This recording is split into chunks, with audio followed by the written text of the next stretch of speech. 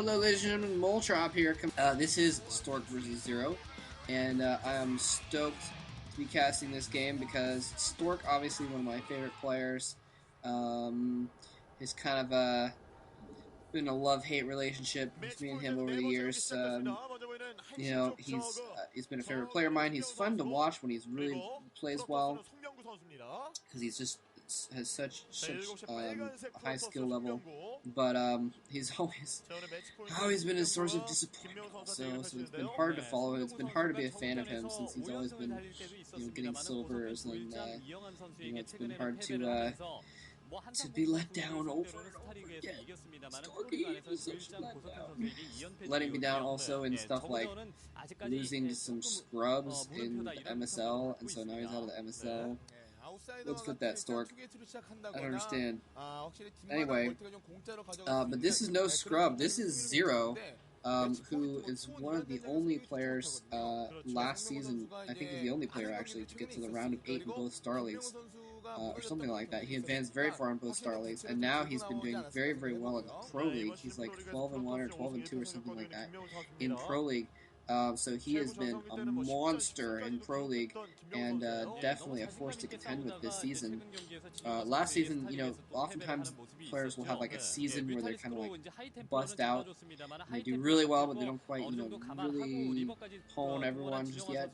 And that was last, and then the next season they'll be out of their shell, and they'll be used to the limelight, and they'll be able to really excel. And so it seems like that might have been last season for Zero, but we'll have to see.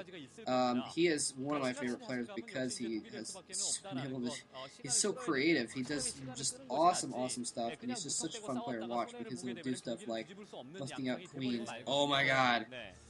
Queens in Zerg versus Zerg even. He's been using queens to ensnare enemy groups of Melisks in Zerg versus Zerg games. How awesome is that?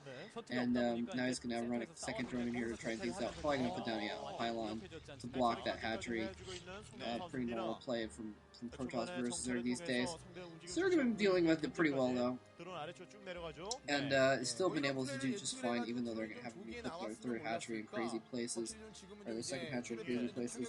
And that they keep doing that. I'm surprised we don't see more Zerg players like send out another drone, and then like if they cancel their pylon, put down their hatchery there, because it'd be much nicer to have your first expansion.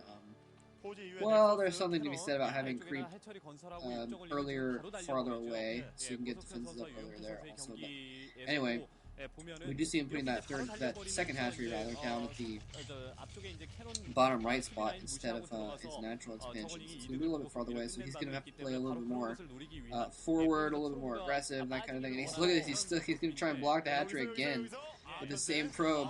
He pylons it again, and the Zerglings are running towards his front door. This is going to cause him to have to bring several probes off the line, though, to block that gap on the side of his single cannon. Only a single cannon there.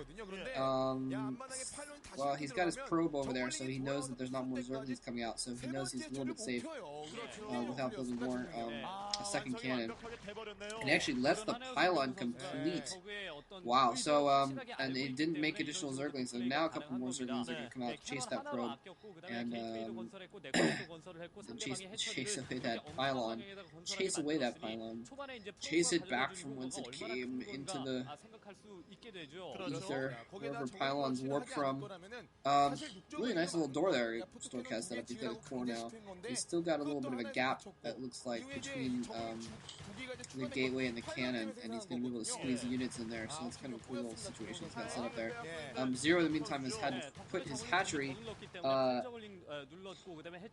out of good position, so he's had to put his first hatchery a little bit late, out of position in the bottom right, and his second hatchery is out of position in the bottom right. His third hatchery now, out of position there. The pylon has been killed off, so he can put his fourth hatch in the right position there and get mining. Usually there eventually, but for a while he's not going to be able to mine from his natural expansion very well. Stargate going down. Let's see, he's going to put another hatchery already. He's got a gas already. Be a little bit quick to have that that fourth hatchery already down, I think.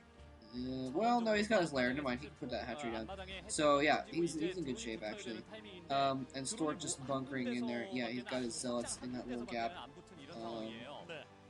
Actually, maybe his door doesn't have a gap for units to get out after all. It may just be he's protecting that cannon with probes and now with zealots. Anyway, layer pops, and we're going to see the spire, so we're going to see kind of a normal build here. Sorry, hold on 1 minute here.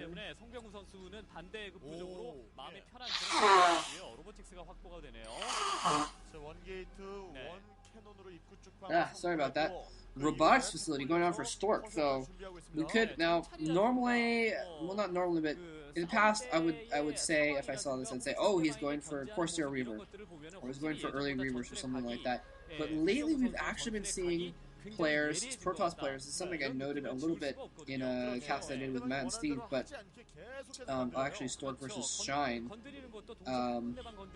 that we've been seeing players go for more Reavers, and then they just get a couple Reavers and then transition back into Templar, and so they end up using Reavers with their Templar army, and he's going to spot that robotics facility, by the way. Nice little overlord sneaking in there on the ridge where he couldn't be seen that he was there until it's too late. Now that overlord is going to pay for its indiscretions with its life, but not before doing its duty for the hive and finding out what's going on over there. But anyway, he's going to spot that spire popping, so he's going to know the timing there. He knows he's going to be able to kill off that overlord and everything. He's moving out with some zealots as well. But what I was going to say is we see players mixing Reavers more into their Protoss armies versus Zerg, even if they're going for Templar. They'll have a couple of Reavers mixed in. Sometimes they'll even go for the normal build where they'll go for Templar first, and then they'll actually go back and get Reavers and mix those in. It's a really good way to, not exactly a counter, but works well against the normal way that Zerg deals with normal Protoss armies, if that makes sense.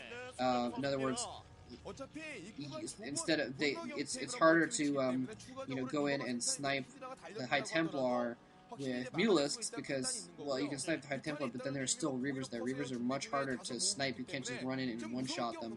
And so, of course, they're using Dragoons as well to help deal with the Mutalisks and that kind of thing. And so that's kind of a new thing as well. It looks like Zero's going to try and snipe. This is something that we've seen, especially Zero, doing lately. It's a really, really cool idea.